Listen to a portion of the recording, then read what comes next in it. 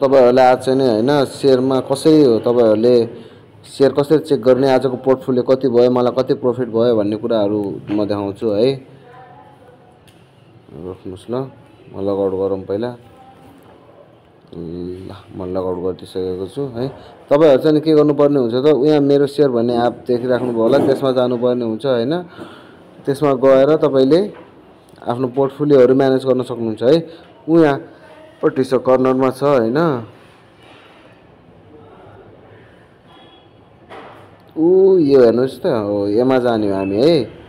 ल अब यसमा गइसकेपछि यो ठाउँमा चाहिँ हामीले के गर्ने हो त पासपोर्ट र युजर नेम हाल्न पर्ने हुन्छ। यो नबिल बैंक इन्भेस्टमेन्ट किन छ भनेपछि यो मैले आफ्नो मेरो खाता चाहिँ नि यो नबिल बैंकमा भएको भएर मेरो माथिपट्टि चाहिँ यो 10400 भनेर जुन कोड नम्बर दिएको छ र माथिपट्टि जुन बैंकको नाम देखाइराखेको छ किनभने मेरो खाता यसमा छ र मैले आफ्नो शेयरको कारोबार यही खाताबाट गर्ने गर्छु हैन।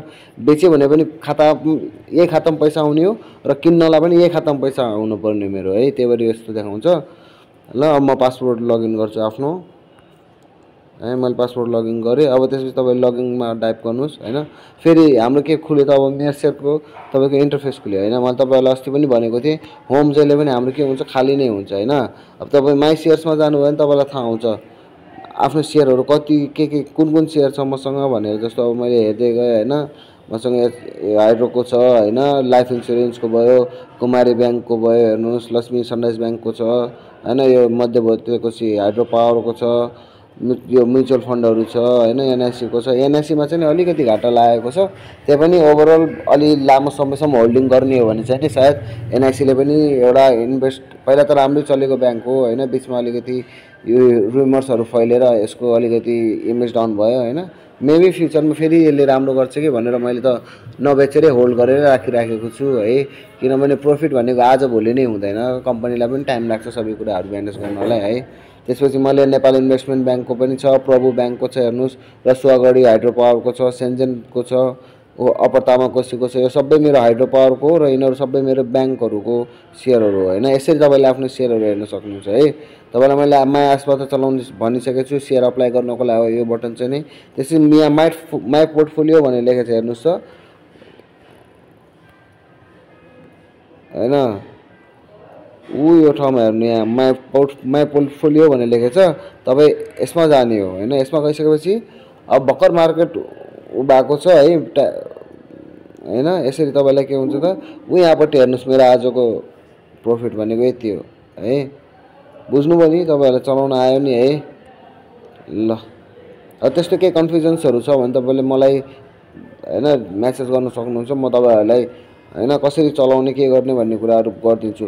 र डिमाट खाता खोल्नको लागि तपाईलाई मैले अस्ति पनि भनिसके तपाईले आफ्नो जुन बैंक छ त्यो बैंकमा गएर डिमाट अकाउन्ट खोल्ने तपाईले केही गर्नु पर्दैन। त्यहाँ जानुस् त्यहाँको स्टाफलाई के भन्नुस् त भनेपछि मलाई मेरो शेयर चलाउनु छ मलाई शेयर मार्केटमा जानु छ सो दैट मेरो बैंक खातामा चाहिँ नि मेरो जो अकाउन्ट छ बैंकमा यो बैंकमा यसमा मेरो डिमाट खोलिदिनुस् न भनेपछि उनीहरुले फर्म सम भर्ने के गर्नुपर्ने सबै रेस्पोन्सिबिलिटी उनीहरुको हुन्छ उनीहरुले गरिदिन्छ। तपाईहरुले केही गर्नु पर्दैन है। अनि गर्दिसकेपछि यस्तै गरी मलाई अघि नै दे जस्तै है यस्तै तपाईको के आउँछ त युजर नेम र पासवर्ड आउने गर्छ हैन।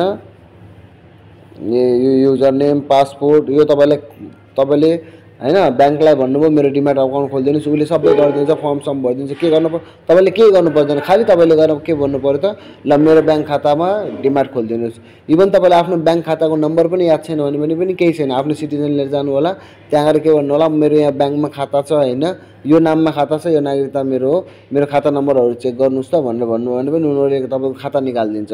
अनि त्यही खातामा तपाईले के गर्न भन्न सक्नुहुन्छ त डिमाट अकाउन्ट खोलिदिनुस् भनेर भन्न सक्नुहुन्छ र उनीहरुले खोलिदिनुहुन्छ सबै उहाँहरुले गरिदिनुहुन्छ। त्यस्तो गाह्रो अप्ठ्यारो केही पनि हुँदैन। अनि तपाईलाई त्यही पनि अझै स्टिल केही कन्फ्युजन छ भने मलाई तपाईले कन्सल्ट गर्दा नि भयो है।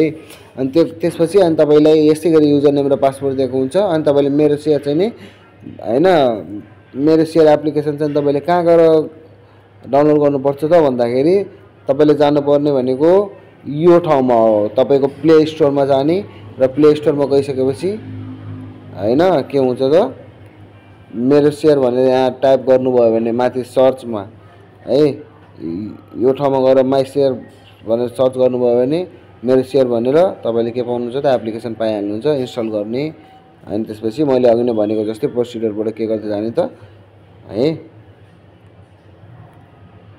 ल हेर्नुहोस् यहाँ चाहिँ मेरो सेयर भनेर एप देखायो नि है। यही एपले हो हामीले सेयरहरू भर्ने, सेयर आइपिओहरू खोल्ने, आफ्नो पोर्टफोलियोहरू हेर्ने गर्ने भनेको है। ल